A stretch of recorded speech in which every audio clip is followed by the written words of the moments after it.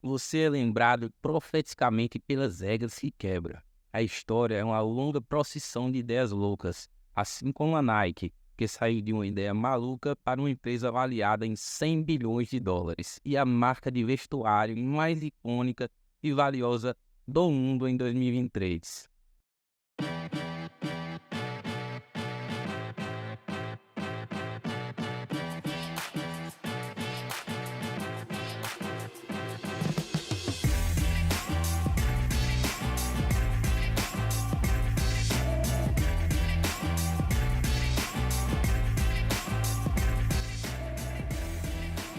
Phil Knight, depois de formado na faculdade de Stanford, tinha retornado para Portland, Oregon. Ele havia tentado a carreira militar, fez mestrado em uma das melhores escolas de negócio, mas ainda se sentia como se fosse um menino. Durante uma de suas corridas matinais, enquanto corria pelas trilhas dos pioneiros do Oregon, começou a pensar sobre sua vida e a buscar um propósito que fosse criativo, importante e diferente. Queria deixar sua marca no mundo, vencer. Sempre teve o sonho de ser um grande atleta, porém ele já havia aceitado que o destino fizesse bom, mas não ótimo. Ele continuou a correr e pensar em algo que o mantivesse sempre ao lado do esporte, e que o levou novamente a sua ideia maluca. Em 1962, ele foi vender sua ideia para seu pai, começar uma empresa de distribuição de tênis de corrida nos Estados Unidos, importados do Japão. Sentou ao lado do seu pai e começou a falar, mencionando a sua volta ao mundo e a parada no Japão para tentar fazer negócios com os japoneses e achar uma fábrica de tênis de corrida. Com a bênção dada pelo seu pai, Phil convidou seu amigo Carter para se juntar à viagem, mas primeiro eles visitariam cidades europeias clássicas como Paris, Roma e Grécia, onde visitariam o templo da deusa grega da vitória Athena Nike. A primeira parada foi no Havaí, onde as coisas mudaram. Phil e Carter surfaram e relaxaram na praia, e adoraram tanto o lugar que conseguiram um emprego vendendo enciclopédias porta a porta, simplesmente para que pudessem continuar morando naquele paraíso havaiano. Porém, Phil era bem tímido, não se saindo bem no trabalho de vendas. Então ele decidiu que era hora de ir embora. Seu amigo Carter não o acompanhou, já que tinha conhecido uma garota e decidiu ficar.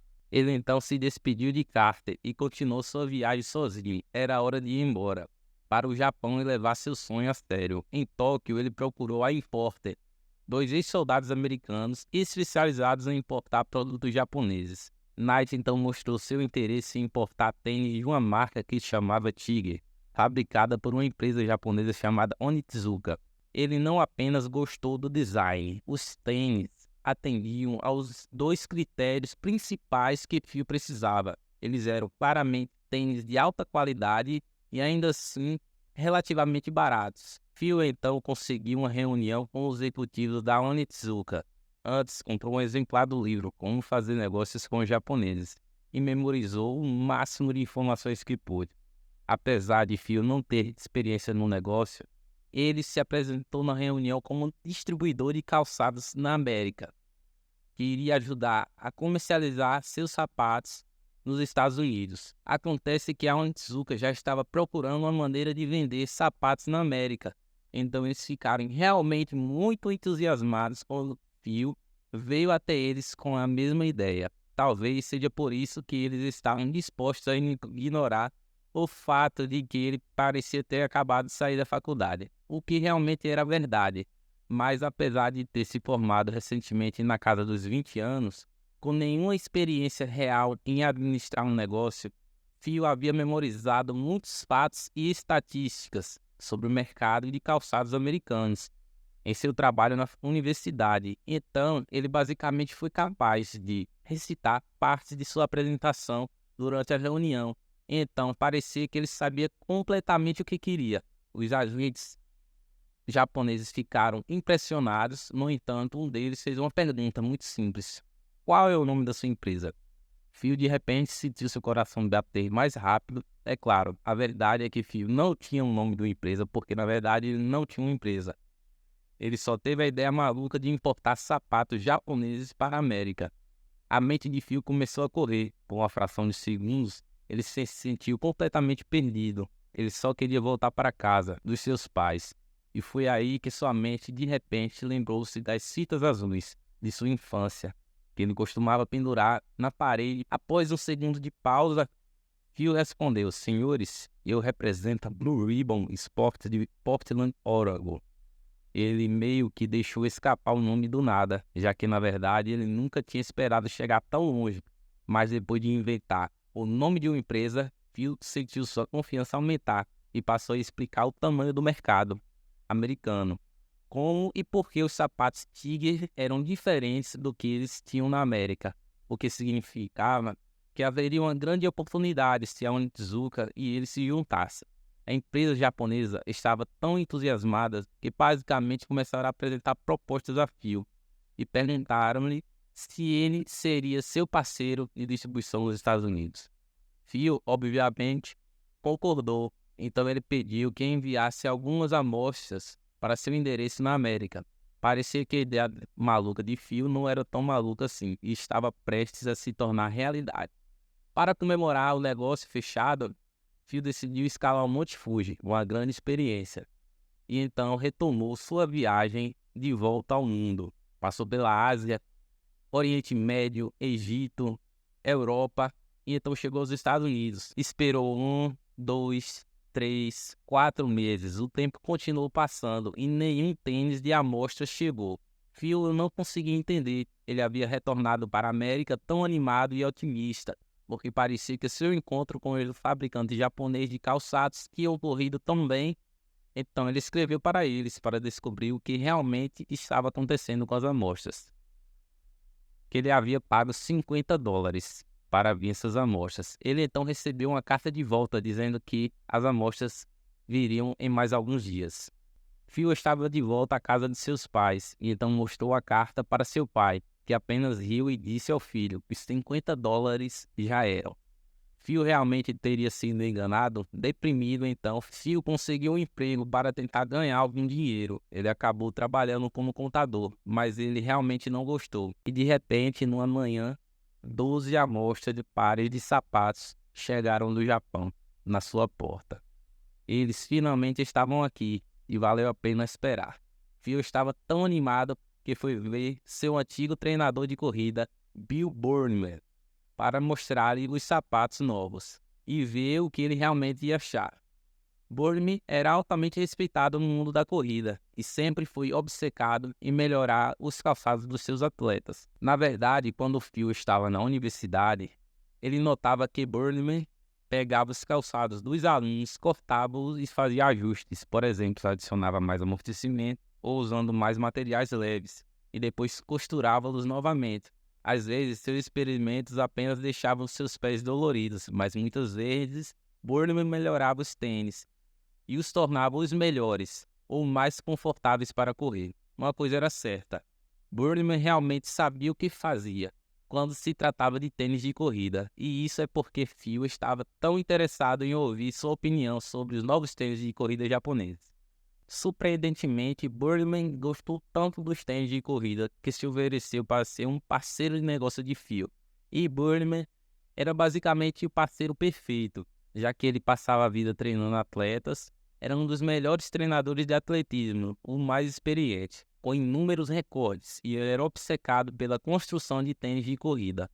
Então Phil e Bowerman concordaram em ser cofundadores dessa nova empresa chamada Blue Ribbon Sports, com ambos investindo $500 cada em sua nova empresa. E todo esse dinheiro foi usado para encomendar 300 pares de sapatos do Japão, a um preço de aproximadamente $3,33.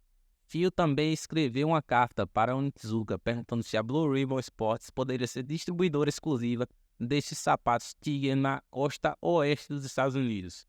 Eles concordaram e pouco depois, em abril de 1964, um carregamento de 300 sapatos Tiger chegou do Japão. Phil agora tinha um jogador de tiro, um parceiro de negócio e centenas de sapatos para vender. A Blue Ribbon tinha 300 pares de sapatos para vender, então ele passou toda a primavera fazendo apenas uma coisa. Começou a frequentar competições de atletismo e clubes de corrida vendendo sapatos no porta-malas de seu carro. Ele mostrava um entusiasmo os tênis para corredores, treinadores, entusiastas na pista de corrida. Uma motivação e comprometimento juntamente com as conexões de Burniman fizeram com que os 300 pares fossem vendidos em apenas 3 meses. Sendo interessante, já que no passado sua experiência com vendas tinha sido um terrível fracasso. Mas agora era diferente. Ele vendia o que ele acreditava, vendia sua paixão pelo tênis. Os clientes sentiam sua crença pessoal no produto e sua convicção de que os tênis eram genuinamente melhores do que as alternativas que existiam no mercado americano. Aliada à alta qualidade dos calçados, então Phil usou o dinheiro que ganhou para encomendar mais 900 pares do Japão e recrutando alguns representantes de vendas, que passaram a trabalhar apenas por comissão, recebendo $2 por cada par de tênis que vendessem.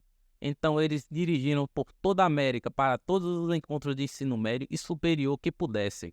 Esse sucesso permitiu que Phil conseguisse um empréstimo comercial no banco, para que eles pudessem transferir a Blue Ribbon Sports do porão dos pais de Phil para seu primeiro escritório real. Phil contratou o primeiro funcionário, Jeff Johnson, o homem mais tarde que criaria o nome icônico da empresa, Nike. Em 1966, eles conseguiram abrir sua própria loja de varejo. Uma jogada inteligente que eles fizeram foi projetar a loja para ser um santuário para corredores, um lugar onde que pudessem sair, conversar e navegar nas prateleiras, enquanto Phil e Johnson cuidavam da parte comercial. Burniman começou a mexer nos designs dos calçados. Assim que chegava uma nova remessa do Japão, ele fazia anotações sobre como melhorá-los. Essas anotações foram então enviadas aos fabricantes no Japão, solicitando que alterações fossem feitas antes da próxima remessa. Burniman estava basicamente projetando os tênis da Onitsuka para eles. Burniman começou a treinar atletas olímpicos, ajudando ainda mais sua marca e vender ainda mais. Naquela época, a corrida não era tão popular. Burniman lançou então um livro de corrida e vendeu 1 milhão de cópias, ajudando a impulsionar a popularidade dos tênis de corrida. Um dos calçados de Burniman, chamado The Cortez, tornou-se o calçado mais vendido em 1969, fazendo com que a Blue Ribbon obtendo uma receita total de $300 mil naquele ano. Tudo parecia estar indo bem. A parceria entre Phil e sua empresa Blue Ribbon com a Onitsuka. Ele viajou novamente para o Japão para fechar um novo acordo, para que a Blue Ribbon fosse a parceira exclusiva nos Estados Unidos para o calçado da marca Tiger. Mas para isso, sua empresa teria que ter um escritório na costa oeste. Encomendou 20 mil pares e pediu que os enviassem para o escritório que ele não tinha. Foi então que ele decidiu levantar capital de investidores, vendendo ações da empresa. Mas não obtiveram nenhum aporte. Receberam então $8 mil dos pais do funcionário Bob Woodruff. Então abriram um escritório na costa leste. Phil e Burniman adoraram a qualidade da marca japonesa, parceria que ambos os lados ganharam, porque graças a Blue Ribbon, a Onitsuka havia se tornado uma grande marca no mercado americano. Porém, devido à alta demanda, Phil precisava ainda mais obter empréstimo no banco para encomendar os calçados. Cortez rapidamente se tornou o tênis de corrida mais popular. A Onitsuka, mesmo assim, priorizava o mercado japonês e só depois mandava os pedidos de Phil, atrasando constantemente as remessas de mercadoria. Phil buscou marcar uma reunião com um membro da Onitsuka chamado Kitami, que viajou até a sede da Blue Ribbon, não mostrando interesse em continuar com Phil distribuindo seus calçados. O Tiger, com a ajuda de Knight, já havia conquistado o mercado e agora basicamente distribuidores experientes para expandir e aumentar sua receita que eles buscavam. Phil ficou magoado, já que juntamente com o Burniman, eles ajudaram a projetar e a melhorar os calçados da Onitsuka. Agora então era a hora da guerra. O rompimento com a Onitsuka acabou servindo como uma oportunidade, já que o calçado mais vendido, o Cortez, havia sido projetado e desenhado por Burniman. Então, porque a Blue Ribbon não poderia simplesmente fabricar seus próprios sapatos e vendê-los. Então, os dois cofundadores reuniram a equipe e mencionaram a ideia. Começaram a buscar fábricas e um novo nome. Phil, inicialmente, queria chamar sua nova marca de Dimension Six, mas ninguém gostou do nome. Então, seu primeiro funcionário, Jeff Johnson, chegou com um nome que lhe ocorreu de repente em um sonho. Vamos chamá-la de Nike. Nike representava a deusa da vitória, Athena Nike.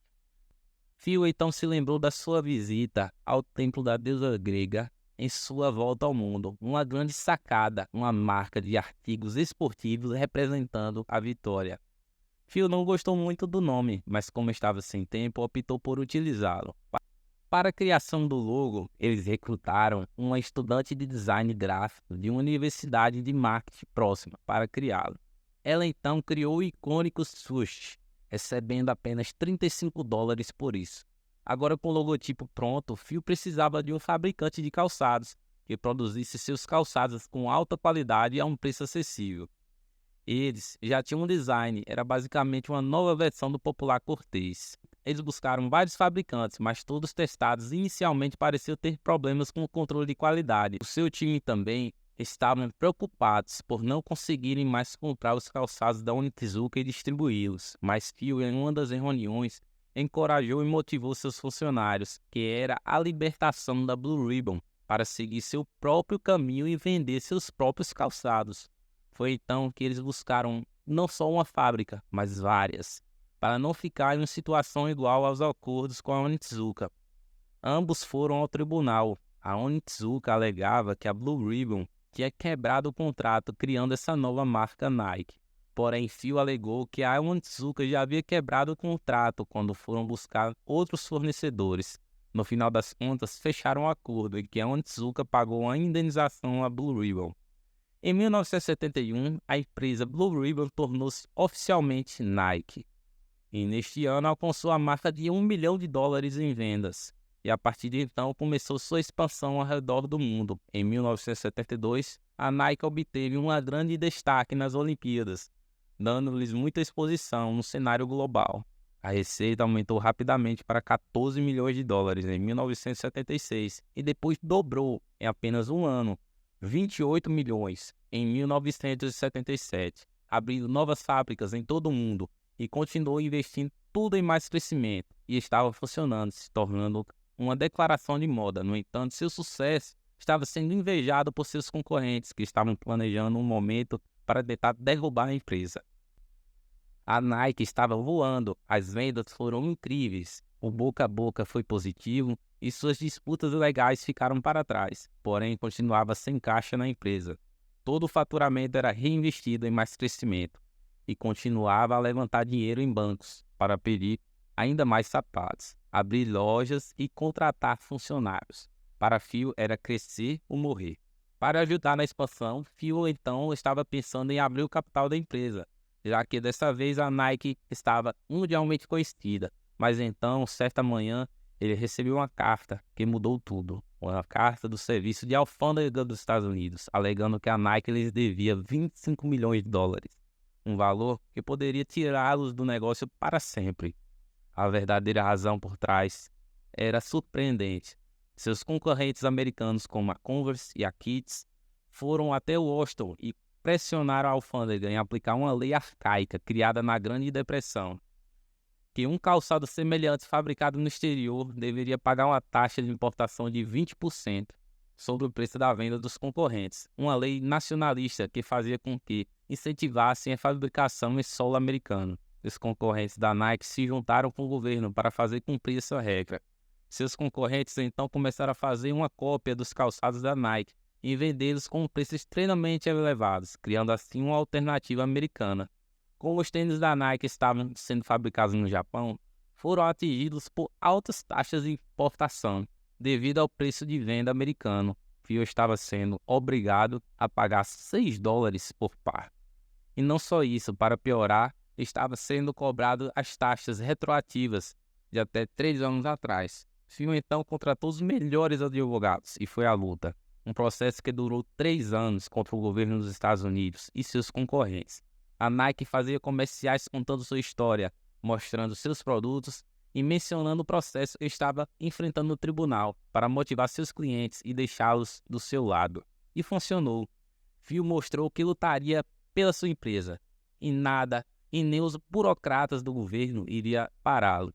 A sentença final foi $9 milhões, mas enquanto a luta no tribunal se desenrolava, a Nike crescia exponencialmente, chegando a um faturamento de $440 milhões.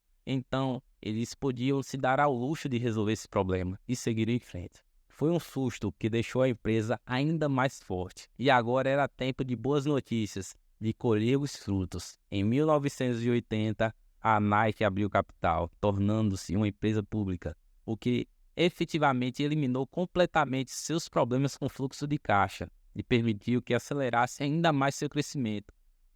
E como o Phil possuía 46% da empresa, ele se tornou multimilionário. Mas o que deixou mais feliz foi ter mudado completamente a vida dos pais de um dos primeiros funcionários, que haviam emprestado $8.000 para ajudar sua empresa a não falir. E com a abertura de capital, agora valia $1,6 milhões, mudando completamente a realidade da família. A partir de agora, a Nike se tornava cada vez maior, fechando contratos com fábricas chinesas, sendo a primeira empresa americana a fazer negócio com a China. Eles também se dedicaram à venda de roupas, o que trouxe muito dinheiro aos cofres da empresa, além de atrair a atenção de atletas e investidores, já que eles não ofereciam agora apenas tênis. A Nike começou a atrair atletas em seu começo de carreira, a exemplo de Tiger Woods e LeBron James, que quando se tornaram estrelas em seus esportes, aumentou ainda mais a popularidade da Nike. O acordo que teve o endosso mais lucrativo e famoso da história foi com a lenda do basquete Michael Jordan. A Nike estava em desvantagem no basquete, só detinha 17% do mercado, a Converse 54% e a Adidas 29%. O contrato com Jordan no início da sua carreira e à medida com que ele alcançou o estrelato rendeu para a Nike grande reconhecimento ao redor do mundo e milhões de dólares em vendas, com sua linha exclusiva de calçados, batizadas com Air Jordan. Em 1986, a Nike ultrapassou a Converse como a maior marca esportiva da América, mas por trás de todo sucesso havia um lado obscuro, um segredo que envolvia escravidão, assédio e trabalho infantil, que estava prestes a ser exposto. Em 1991, e todos que trabalhavam na Nike estavam tendo um dia comum, mas o ativista trabalhista americano Jeffrey Bellinger publicou um relatório que quase destruiu toda a reputação da Nike. Em seu filme Por Trás do Sush, que ele afirmava que a Nike secretamente usava trabalho infantil e que a empresa explorava pessoas que viviam em países subdesenvolvidos. O vídeo afirmava que os trabalhadores desses países eram forçados a viver em favelas ou perto de esgotos, a céu aberto, onde partilhavam banheiros com mais de 100 famílias diferentes.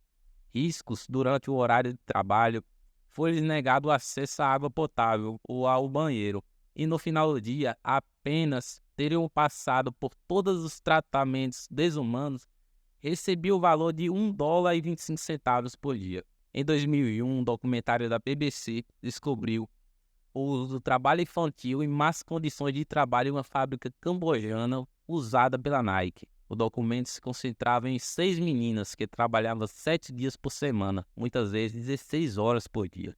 Todas essas alegações que levaram a grande reação por muitos estudantes e ativistas ao redor do mundo, participando de protestos contra a Nike.